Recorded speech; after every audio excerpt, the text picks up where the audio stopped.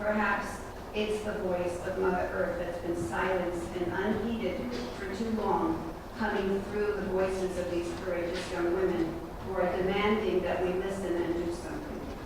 Perhaps it's the Earth's Me Too moment. We are very fortunate to have 3 of these leaders with us this morning. I'm going to introduce them one by one, and they'll take their seats on stage. Alexandria Villaseñor is a 14-year-old climate activist living in New York City, frustrated by the lack of progress at the COP24 and inspired by 16-year-old Swedish climate activist Greta Thunberg. Alexandria began her own solo weekly school strike for the climate in front of the United Nations headquarters on December 14, 2018. Soon after, she became a national and international organizer for the first ever global youth climate strike, which occurred on March 15, 2019. This historic strike mobilized 1.6 million youth from 123 countries to demand climate action from world leaders. For her work, Alexandria was awarded the 2019 Tribeca Film Festival's Disruptor Award. She was also awarded the Common Good Foundation Changemaker Scholarship, and recently she made Politico's list of top 100 people influential in climate change policy. Today, she continues her role as a prominent climate strike organizer and is working to bring accurate climate science and climate change education to K-12 schools. Please welcome Alexandria.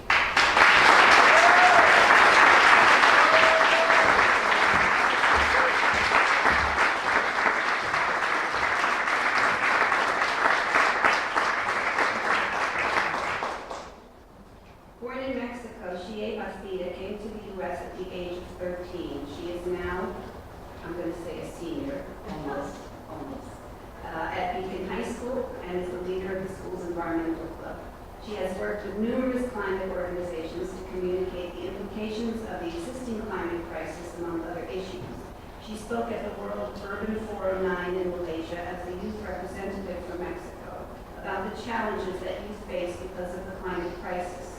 In 2018, she received the Spirit of the United Nations Award for her environmental work. Please welcome Shea.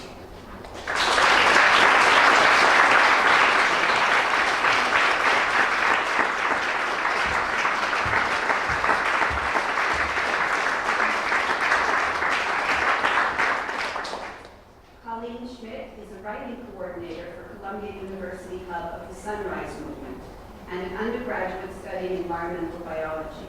Originally from Bozeman, Montana, Colleen grew up exploring western rivers and mountains, developing a deep love for landscapes and wildlife. Her appreciation for the natural world has only increased through her studies of its complexity, resilience, and interconnectedness. She is currently working on her senior thesis, the study of the relationships between nitrogen-fixing trees and the small herbaceous plants that live beneath them. Please welcome Colleen.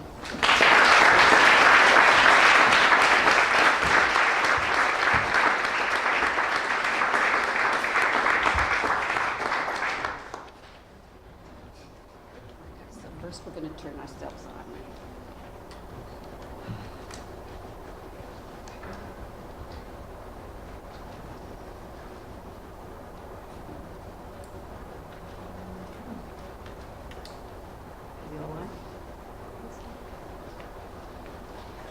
Okay, so welcome and thank you for taking time out of your busy lives, and they are indeed busy, to join us this morning. We're honored to have all of you here, and we value the important work you're doing.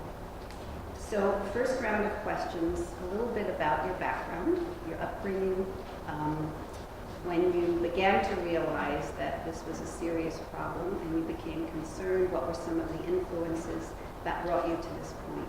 And we'll start with Alexandria. So, hello everyone, and thank you for having me here today. I guess to start off, I'm actually a born and raised Californian. I actually moved to New York City this past August. But I was visiting family back in California around November time during Thanksgiving when the Paradise Fire broke out in my hometown of Davis, California. It's only an hour away from Paradise, so we got a lot of the smoke. It was the worst air quality in the world at one point. So for my safety, my family coming back to New York City early. And at that point, I was really upset. I have a lot of family and friends still in California, and I was worried for them. And I made the connection when I came back to New York City that climate change is fueling California's wildfires, and we're going to have California have wildfire season all year round now. I started paying attention to COP24, and when I had seen how world leaders had failed to come to an agreement to reduce greenhouse gas emissions, I had gotten really upset. So I saw Greta Thunberg speak at COP24, and I saw her call to action and how she empowered so many students to have a school strike.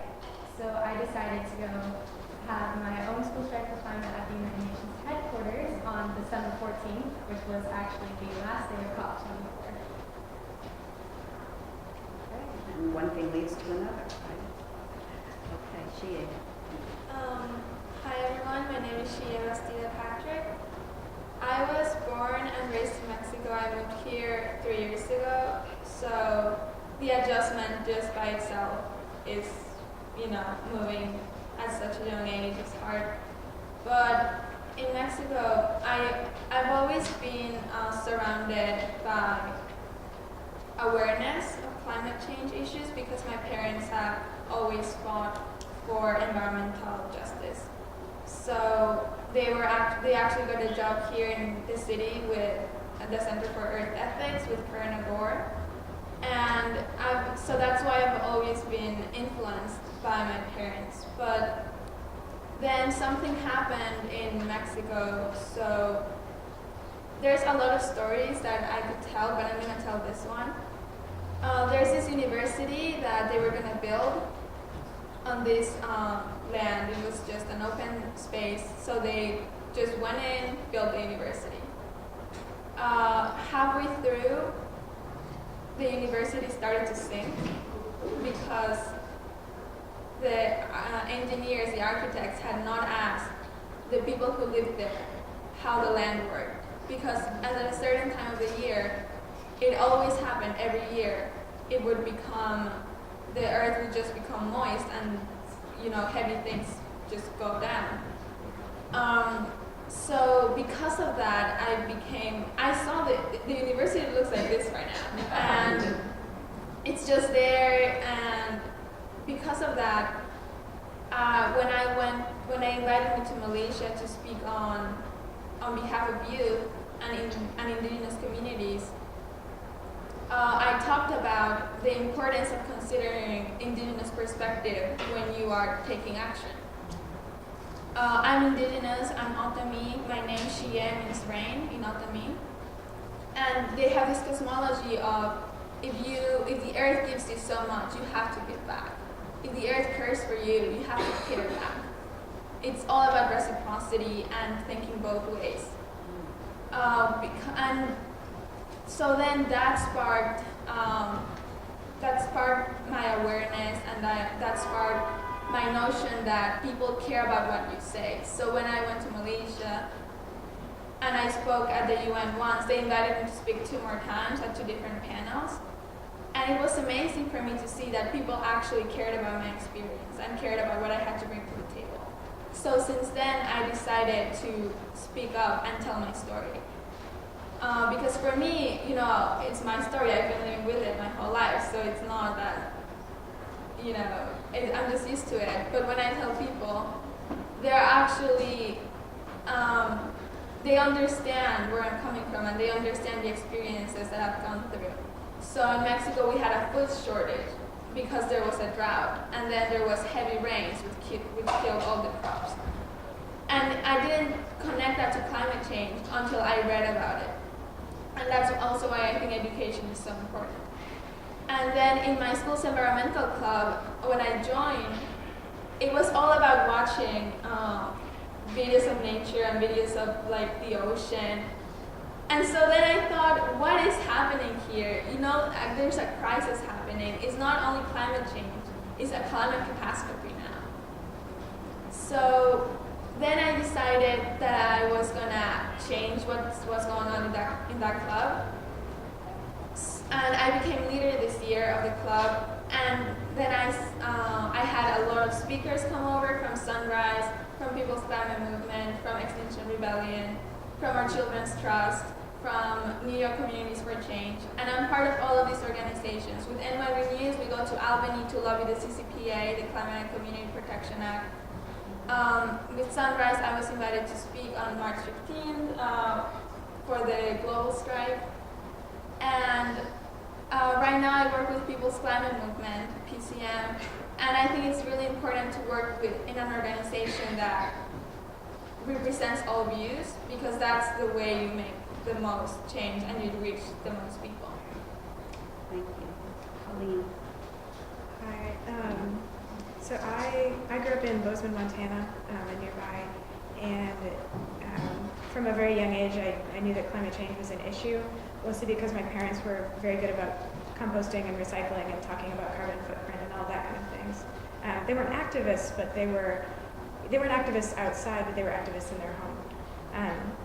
And so I knew I wanted to do something with my life to be useful in this movement, but I didn't know what it was going to be.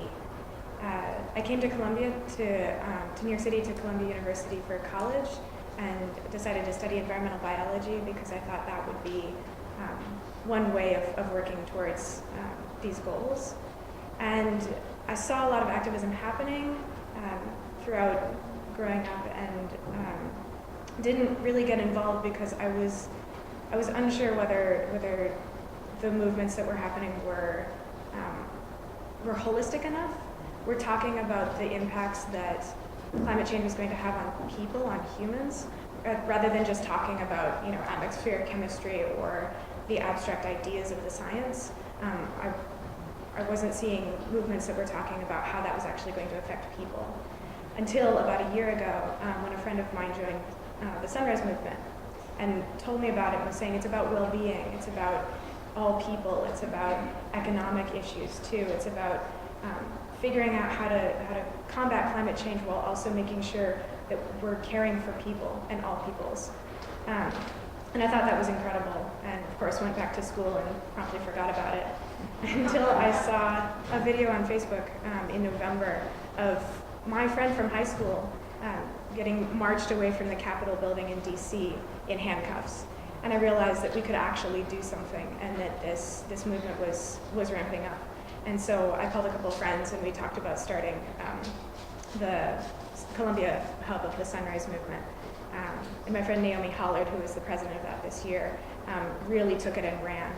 And she's a great speaker, and so she was able to really, she has this personality that really brought everyone together, and was able to organize things like the strike on the 15th and the rally. And I've kind of gone into the background and done more of the writing, so writing letters to the editor, writing op-eds, defending our positions and things like that. So it's kind of how I got into it. So we have background, and now you're all doing really interesting, important work in leadership. So maybe you can speak a little bit to that, give us the highlights of what you've been doing, and what direction your work has taken, expectedly or unexpectedly, over the course of these last months. I guess over the past few months, I've become, after I started my school strike for climate in front of the United Nations headquarters, I've become a national and international organizer for the climate strike, so March 15th and May 24th, which happened this past Friday. You're in New York City, there was a die-in in Times Square. We had a die-in for 11 minutes to signify 11 years to climate change is irreversible. And besides the climate strikes, I also just announced my startup nonprofit called Earth Uprising, where it focuses on bringing climate education into schools, peer-to-peer education. Because I've learned that when students know about climate change, once they know the facts about it, then they feel more urged to get involved and go out to take direct action. So Earth Uprising is focusing on educating students to take direct action, because to get change and make our world leaders act, we need unprecedented numbers to be out there on the streets protesting. So that is what has happened in the past few months. And before I started my school strike, I wasn't really an activist. I didn't know what it was. And I just learned a lot in these past few months that I didn't expect would happen in California. Can you just share a little bit about some of the interesting people you've met and how they may have been influential in your thinking now that maybe you didn't have previously? Yeah, I got to meet a lot of great people through organizing. I got to meet other activists all around the world and here in New York City. I talked to activists in countries organizing like Nigeria, Australia, and that's amazing, the connections I've made with the community of organizers all around the world. But then I've also, the United Nations has been very supportive of my climate strike.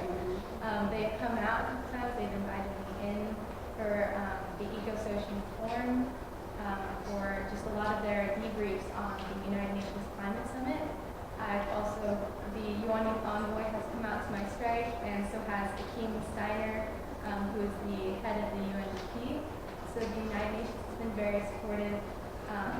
Jay Inslee has even shown his support for the climate strikes. It's just been great to meet all these amazing people involved in climate and just bringing new people involved who have never been an activist, who've never organized for climate change, bringing them into the table and the conversation. We saw on Twitter a picture of Jay Inslee trying to scratch out his poster, right, last week or whenever he was there. Yeah, Jay Inslee came to the UN Climate Strike about 2 weeks ago, I think. He joined me and a couple of other students who were there. And he wrote, I don't know what his sign said, but he made a sign. We had to make a sign for us. And he said he was going to put it on his wall. So I hope he's still doing that. Thank you very much. So I guess the most important thing I learned the past few months or the past year is that, so with the Green New Deal, there's a lot of national tension, I would say, because it addresses so many different topics and it's so broad. And I'm sure you've heard about it and maybe you're not all the way for it. But what I learned with it is that in order to achieve that change, the type of change we want, we need to hit every level of government. So we need to enact local policy, state policy, and federal policy, and of course fall under international policy, which is the Paris Climate Agreement. Although we know that the UN has no power to hold governments accountable, but we can hold our governments accountable. And my favorite chant when we strike is "We vote next," because that really scares people. If you see millions of students walking saying "We vote next," it just like really sparks attention. They're not going to listen to us until they know we are the ones making the decisions next, and we're just letting them know what we're going to decide. So in New York City, we passed the Dirty Buildings Bill. We went to a couple hearings at City Hall. The Dirty Buildings Bill aims to reduce the CO2 levels from buildings because in the city, 80% of the CO2 that's produced comes from buildings. So that reduces the emissions they can produce and makes them pay. Then at the state level, I already talked about it, the Climate and Community Protection Act. And this is particularly important for me because it centers frontline communities and it addresses that communities of color are the most affected. So in the Bronx, they have the highest rates of asthma because they have two super big highways that are always polluting the air. And I don't know if you've heard about the wall that they want to build in Lower Manhattan. So that wall, it's only going to make the water go upwards. So it's going to affect Harlem, and it's going to affect Brooklyn, and it's going to affect the Bronx. And in this movement, we have to realize that it interconnects so many issues. It brings transportation, electricity, energy, labor issues too. It's so many things, and of course youth, because we are the ones who are going to be suffering the most if this doesn't get addressed now, and our children are going to be suffering the most as well. And that's why I don't know if you've heard about the Juliana versus government lawsuit. So it's 22 plaintiffs suing the U.S. government because of their inaction towards climate action. And they're saying you are violating our rights because we are going to be the ones growing up and being harmed because of climate change. But going back to the Climate and Community Protection Act in New York State, we have to, most of my advocacy work is towards passing this bill because it allocates 40% of its money towards a just transition for communities of color. And me, going back to me personally, I'm from Mexico. I'm an immigrant. I'm not a citizen. I could stay at home. I could still be doing my work, doing my schoolwork, and I don't have to be involved in the politics of the climate issue.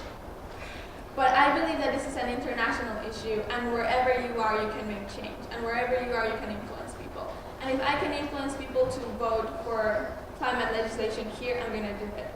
And when I go back to Mexico in a couple weeks, I'm going to do it as well, too.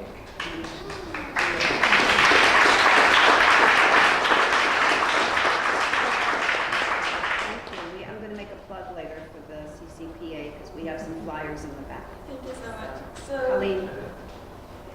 So some of the work that I've been able to do with Sunrise Columbia has been very eye-opening for me. We were talking about what do young people teach older people, what do older people learn from younger people. And of course, people look at me as a young person, but I'm 22 and that's actually pretty old for this movement. So one of the experiences that I had where I learned a lot from people younger than me was when a student from the Manhattan Country School reached out to our organization and asked if we could come in and help them write letters to the editor talking about the Green New Deal. So a few of us from Columbia went down to Manhattan Country School and we met with 25 middle schoolers, and we sat with them, read the drafts of their letters that they'd already written, helped them finish them, helped them polish them. We even talked about some of the science. These students were very, very interested in learning not just what was going on, but why it was happening.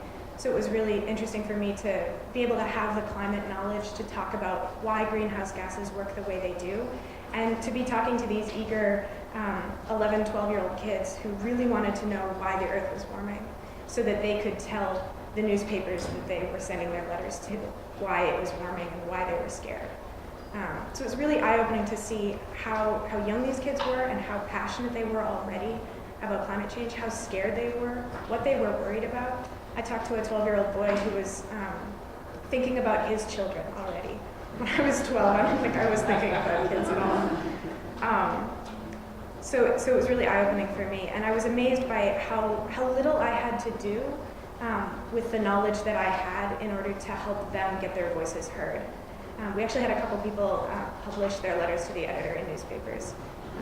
So it was a really powerful experience for me there, and that's the kind of work that I'm trying to do, is just get stories out, get voices out. Because at Sunrise we talk about how everyone has something to lose to climate change, and if we share our stories with each other, that's the best way to communicate what is at stake in this crisis. Stories are powerful. Stories are very powerful. Power of the pen.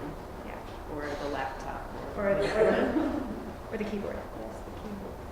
So, closing round of questions. How do you see your future? Maybe it's very different from what you imagined when you were younger. And so just in terms of where you thought you were going in your life and where you see yourself going now. And if you have a final message for the audience or an ask, you can include that in this as well. Well, I hope in my future I don't have to do this because then we'll have reversed the climate crisis. But that may not happen because youth are protesting and nothing has been changed. Not enough policies have been made. So in the future, right now, students are preparing to mobilize for direct actions, striking. There's going to be a campaign in the summer of climate strike. Every week we're going to be protesting something different that needs to change in our society.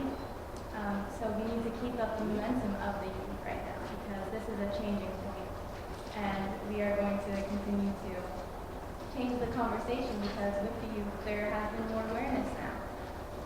And we are going to be more radical, so we will make change. That is going to happen. And it's very different than what I thought my life would be because I'm still 14. So I'm in 7th grade. I didn't imagine I'd have to be fighting for my future at this age. And then I guess my last message to all of you is that most of you are adults, and what I always say to parents or adults is that you can either join the youth movement now or you can do it later. So I hope to have you all come join us.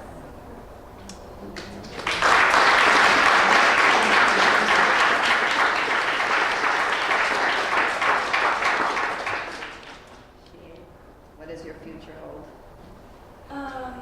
So, I always get this question, what do you want to be when you grow up? And at first it was a veterinarian, to be honest. But now I ask everyone, why do you have to grow up to be something? You don't have to grow up to know what you want to be. And what we are is climate activists.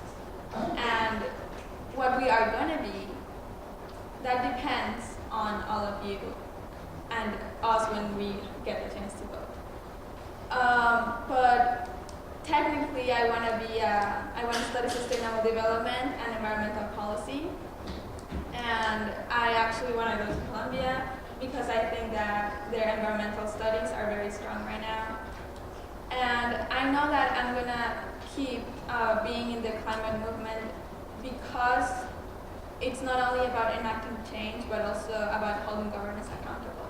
So once every policy is passed and made and passed, we still need to hold them accountable, and we still need to say, just because you said you were going to do it, doesn't mean we're going to go away.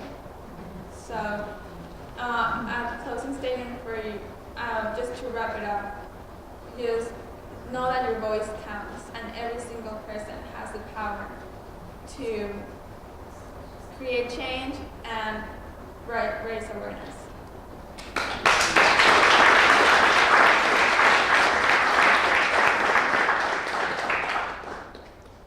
Ask me about my future, and I'm worried, I think, like all of us are. I was talking to a friend the other day about what 10 years from now is going to look like, or 11 years from now is going to look like. And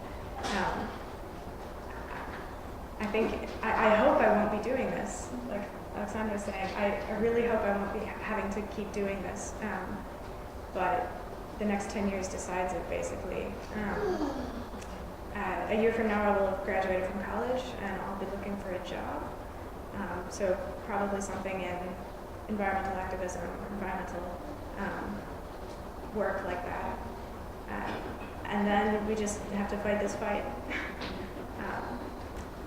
I would say that a lot of what I've learned from the last few months is that students and kids are scared, we're passionate, we are stubborn, and we're angry, and we're not going away. But we are still a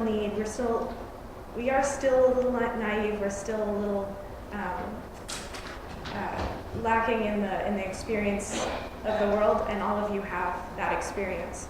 And if you can give a little bit of the wisdom and the knowledge that you have from living on this earth longer than us, and you can add that to this movement, we welcome it, we want it, and that's the power that we have to get this change to happen.